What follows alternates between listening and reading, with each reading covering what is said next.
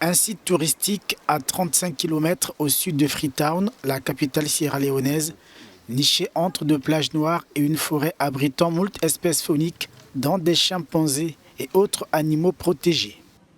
Mais le village de Black Johnson semble vivre ses derniers jours paisibles. La faute à un projet de pêche chinois annoncé le mois dernier, suffisant pour sortir les riverains de leur silence.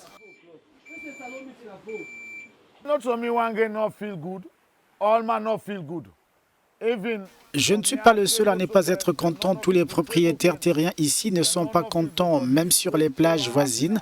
Ils ne sont pas contents de ce port. Nous savons ce que les Chinois sont capables de faire. Si cela se produit, tout ira très mal. Nous les connaissons depuis l'époque où nous pratiquions des activités de pêche ici. Et ils nous frappaient, détruisaient nos filets de pêche. Les autorités ne s'en occupaient jamais. Les Chinois étaient toujours libres.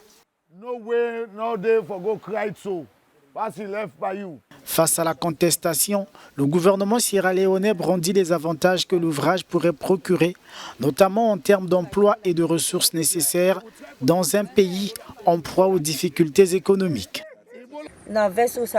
Maintenant, les navires doivent aller jusqu'au Cap-Vert et dans d'autres pays pour faire la cale sèche des navires, au lieu d'ici. Donc si nous avons le port, cela va créer des emplois, cela va maintenant nous aider à harmoniser notre secteur de la pêche et cela va augmenter notre génération de revenus.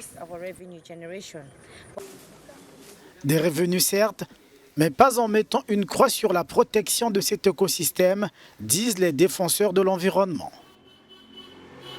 Nous savons qu'il y a eu une étude et un protocole d'accord entre le gouvernement de la Sierra Leone et le gouvernement chinois pour faire une étude sur les poissons. Jusqu'à présent, nous nous débattons pour mettre la main sur ce document.